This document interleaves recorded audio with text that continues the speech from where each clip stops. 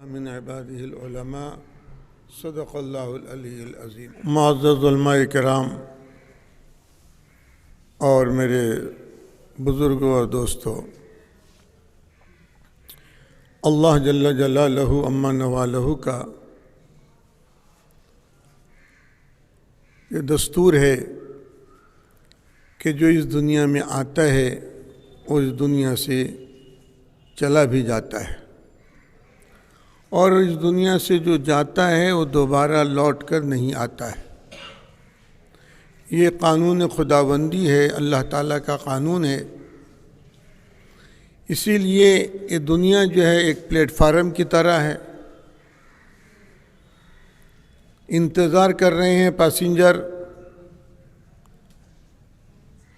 گھنٹی بج چکی ہے۔ ہم لوگ بھی جتنے بیٹھے ہیں نا، ہم لوگوں کی بھی گھنٹی بج چکی ہے، گاڑی آنے کا دیر ہے۔ جب گاڑی آئے گی تو پھر سب اپنے اپنے گاڑی میں اپنے وقت پر بیٹھ کے اور جو ہے اپنے اصلی منزل کی طرف روانہ ہو جائیں گے۔ یعنی پوری اگر حقیقت دیکھی جائے دنیا کی تو آمدن اور رفتن کا خلاصہ ہے، آنا اور جانا۔ ہاوڑے میں دیکھے ہوں گے اس قدر بھیڑ ہو جاتی ہے، پلیٹ فارم پر پاؤں رکھنے کے لیے جگہ نہیں، لیکن جب لوکل ٹرین آتا ہے اور تو پھر دیکھتے دیکھتے سناٹا چھا جاتا ہے، چلے جاتے ہیں۔ پھر کوئی دوسرا ٹرین آتا ہے، وہ لا کے پلیٹ فارم پر اتار دیتا ہے۔ یہی حال دنیا کا ہے، کچھ لوگ اتر رہے ہیں اور کچھ لوگ سوار ہو رہے ہیں۔ جانا تو سب کو ہے۔ اللہ تعالیٰ نے ہمیں اور آپ کو یہ جو مختصر سی زندگی دی ہے، یہ زندگی کو ایسے گنوانے کے لیے نہیں دی ہے، بلکہ زندگی کو بنانے کے لیے دی ہے۔ آخرت کو اپنے سنوارنے کے لیے اللہ پاک نے یہ زندگی ہمیں عطا فرمائی ہے۔ عقل مند انسان وہی ہے جو اس دنیا میں رہ کر آخرت کا فکر کرے اور اپنی آخرت کو بنا کر چلا جائے۔ الکیس من دان نفسہ وعمل لما بعد الموت۔ کہ عقل مند انسان تو وہی ہے جو اپنے نفس کا محاسبہ کرتا رہے کہ میں اور اپنے مقصد کو سامنے رکھ کے زندگی گزارتا رہے اور اپنے زندگی کا حساب کتاب لیتا رہے کہ میری زندگی کی گاڑی کہیں پٹری سے اتر تو نہیں گئی ہے، کیونکہ گاڑی اگر پٹری سے اتر جائے گی تو منزل تک نہیں پہنچے گی۔ جو اللہ والے ہوتے ہیں، جن کو اللہ پاک جن پر اللہ پاک کا انتخاب ہوتا ہے، اللہ تعالیٰ جن کو پسند کرتے ہیں اور اللہ تعالیٰ جن کو توفیق عطا فرما دیتے ہیں کہ وہ اس دنیا میں رہ کر آخرت کی تیاری کرتے ہیں۔ لگتا تو ہے ہماری طرح کھاتے پیتے ہیں، وہ بھی ہیں، اور مول مزدوری وہ بھی کرتے ہیں، وہ بھی کھیتی باڑی کا بھی کام کرتے ہیں، لیکن ہر وقت ان کے سامنے ان کا مقصد رہتا ہے، اور وہ کیا ہے؟ وہ ہے آخرت، کہ میرا اللہ مجھ سے راضی ہو جائے۔ اللہ حاضری، اللہ ناظری، اللہ شاہدی، اللہ معی، کہ میرے اللہ مجھ کو دیکھ رہے ہیں۔ وَهُوَ مَعَكُمْ أَيْنَمَا كُنْتُمْ، وہ اللہ تمہارے ساتھ ہے، تم جہاں بھی ہو، جس حالت میں بھی ہو، اللہ تم کو دیکھ رہا ہے۔ جن کے دل و دماغ میں یہ بات بس جاتی ہے کہ اللہ دیکھ رہے ہیں، اللہ دیکھ رہے ہیں، اللہ دیکھ رہے ہیں، پھر تو وہ اپنے راستے سے گمراہ نہیں ہوتے۔ کیونکہ ہر وقت ہم لوگ بھی یہاں بیٹھے ہیں نا، اگر ہم لوگ یہ تصور کریں، ہمارے دل و دماغ میں یہ بات نہیں ہے کہ ہم جو یہاں پر بیٹھے ہیں ہم کو ہمارے اللہ دیکھ رہے ہیں، اور ہم جو یہاں تک چل کر آئے ہیں اللہ ہم کو لے کر آئے ہیں، تو اللہ پر نگاہ، جن کی نگاہ ہر وقت اللہ کے ذات پر ہوتی ہے اور اللہ سے ڈرتے ہوئے وہ اپنی زندگی گزارتے ہیں، ہم ان کو ولی اللہ کہتے ہیں کہ ولی اللہ ہیں یہ۔ کیوں کہ ہر گھڑی اللہ کا ڈر۔ ہمیں تو ڈر لگا رہتا ہے کہ بھئی پولیس والا آ جائے گا، ماسک پہن لو، فلاں جو ہے جرمانہ دینا پڑے گا، ہیلمٹ پہن لو گاڑی چلانے سے پہلے، بھئی اس کا لائسنس کر لو۔ جتنا ہم جو ہے انسانوں سے، مخلوق سے ڈرتے ہیں، اللہ والے اللہ سے ڈرتے ہیں۔ اسی لیے ان کا ہر قدم وہ پھونک پھونک کر دیکھتے ہیں۔ جیسے ہم لوگ جب جاتے ہیں تو ہماری گھر کی عورتیں بھی کہتی ہیں ماسک لے لیا، اور گھر کی عورتیں کہتی ہیں ہیلمٹ لیا، آج کل ہیلمٹ بہت چیک ہوتا ہے۔ تو اسی طریقے پر اللہ والوں کے ذہن میں ہر وقت رہتا ہے کہ سی سی کیمرہ لگا ہوا ہے اللہ تعالیٰ کا، جو ہے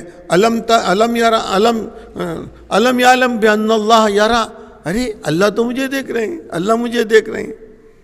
تو دوستو بزرگوں، جو اللہ سے ڈر کے زندگی گزارتے وہ ولی اللہ بن جاتے ہیں۔ یہ حضرت مولانا جابر صاحب رحمۃ اللہ علیہ کا جو بار بار آپ تذکرہ سن رہے ہیں، حضرت مولانا ظہیم صاحب جو ہے مستقل صبح سے اس پر جو ہے آواز بھی لگا رہے ہیں، تو یہ ان کو کیوں ہم لوگ یاد کرتے ہیں؟ کون سی خصوصیت تھی؟ کیا وہ خصوصیت ہم لوگ اپنے اندر پیدا نہیں کر سکتے؟ تو میرے محترم بزرگوں دوستوں، یہ جو تعزیتی جلسہ ہے یہ اسی لیے نہیں ہے کہ ہم ان کی تعریف سن کے چلے جائیں، نہیں، حضرت مولانا جابر صاحب رحمۃ اللہ علیہ نے اپنے پیچھے اپنا ایک مشن چھوڑا ہے، اپنی ایک تحریک چھوڑی ہے، اپنا ایک عمل چھوڑا ہے، جس عمل کو ان کے بعد ہم دہرا رہے ہیں۔ وہ زندہ تھے تو خود بتاتے تھے، ہاتھ پکڑ کے چلاتے تھے، اور نہ جانے کتنے لوگ ان کے ساتھ جنہوں نے ہاتھ پکڑا اور وہ کامیاب ہوئے، کتنے تو چلے گئے، کتنے راستے پر جانے والے ہیں۔ تو ہم لوگ جو تعزیتی جلسے میں آئے ہیں، ہمارا بھی ایک مقصد ہے، وہ کیا ہے کہ ہم بھی انہی کی طرح نیک بن جائیں۔ حضرت امام احمد ابن حنبل بہت بڑے امام ہیں، 4 امام میں ایک امام وہ بھی ہیں، امام احمد ابن حنبل۔ جب حضرت ان کا ایک پڑوسی تھا، دن بھر مزدوری کرتا، بال بچے اس کے زیادہ تھے، صبح سے شام تک بیچارہ محنت مزدوری میں لگا رہتا، شام ہوتا تھک کے سو جاتا، آنکھ کھلتی تو دیکھتا کہ حضرت امام صاحب سوکھے لکڑی کی طرح اپنے چھت کے اوپر کھڑے ہیں نیت باندھ کے، اور اللہ سے راز و نیاز کر رہے ہیں۔ برابر یہ آدمی تمنا کرتا کہ اے اللہ، اگر میرے بال بچے زیادہ نہ ہوتے اور میرے ذمہ ان کی ذمہ داری نہ ہوتی تو میں بھی امام احمد کی طرح، یہ تیرا نیک بندہ جس طرح رات بھر تیرے سامنے کھڑا رہتا ہے، میں بھی اسی طرح کھڑا رہتا بار بار۔ اور یہ کہتا سو جاتا، آنکھ کھلتی پھر تمنا کرتا پھر سو جاتا۔ کہاں امام احمد اور کہاں یہ بیچارہ مزدور؟ جب اس کا انتقال ہوا تو کسی نے خواب میں دیکھا، پوچھا کہ تیرے ساتھ کیا معاملہ اللہ پاک نے کیا؟ کہا کہ کیا بتاؤں، اللہ نے مجھے امام احمد ابن حنبل کی طرح ان کے ساتھ کر دیا مجھ کو۔ اس کا جو ان کو ثواب ملتا تھا وہ ثواب میرے نامہ اعمال میں بھی لکھ دیا گیا ہے۔ کہا کہ وہ کیسے؟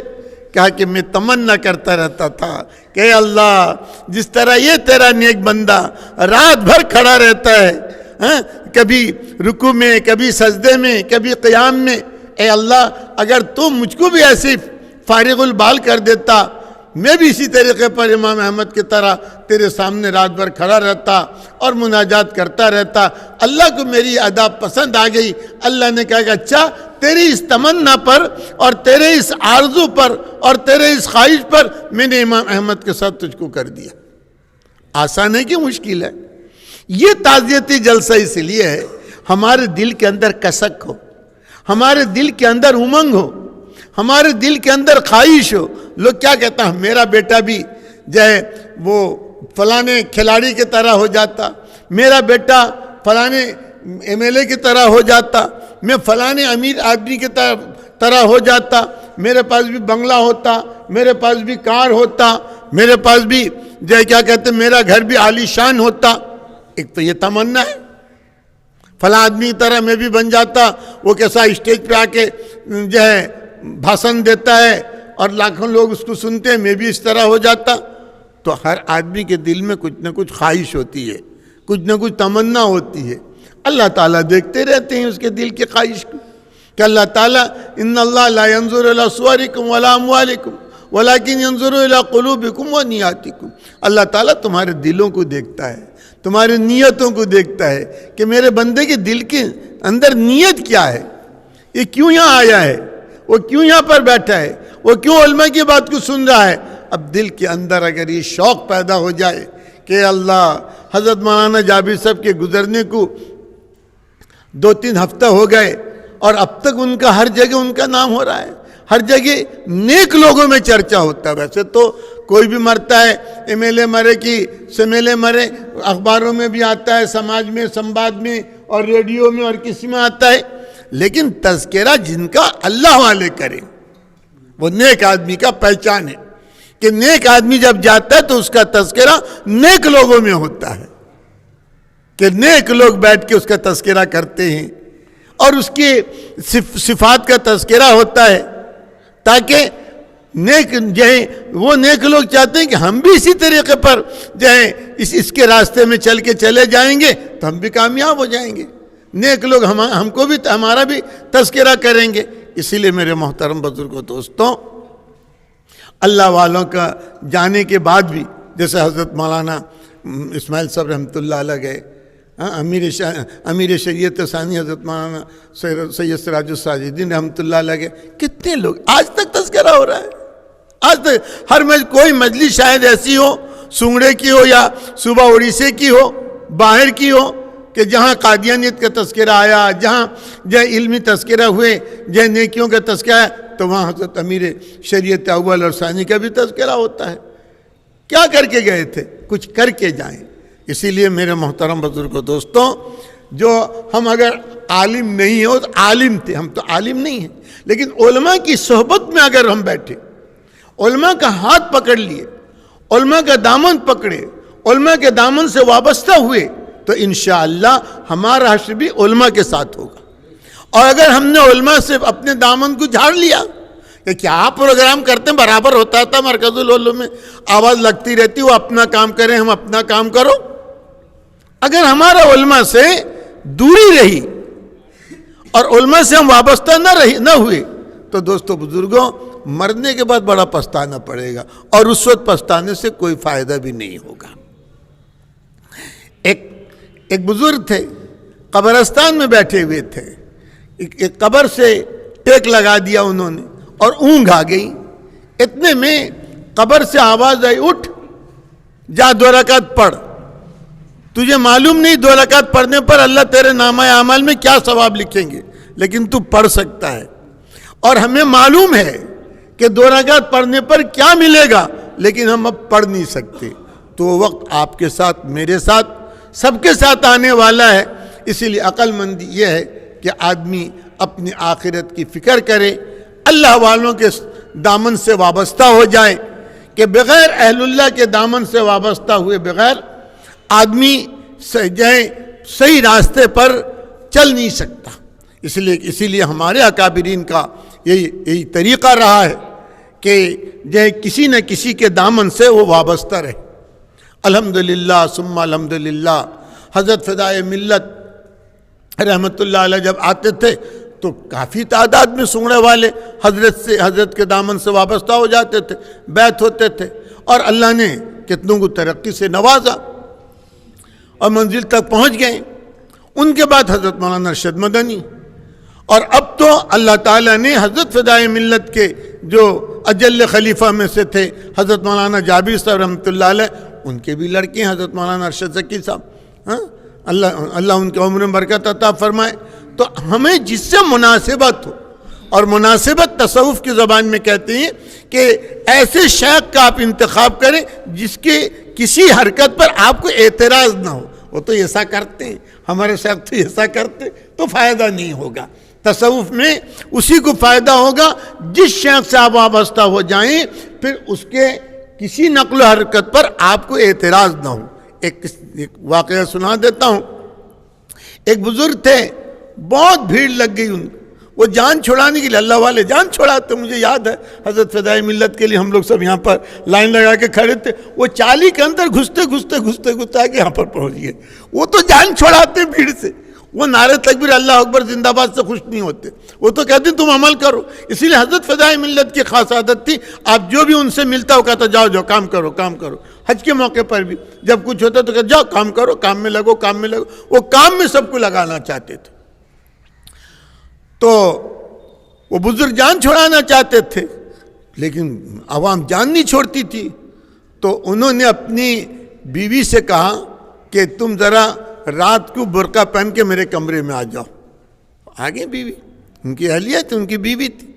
اب جو عوام نے دیکھا کہ اچھا حضرت کو تو ہم حضرت سمجھتے ہیں اور حضرت کی حالت یہ ہے کہ عورت کے ساتھ، اجنبی عورت کے ساتھ کمرے میں بند ہیں، سب لا حول ولا قوت پڑھتے پڑھتے سب بھاگ گئے۔ ایک مرید تھا ان کا حضرت کا جو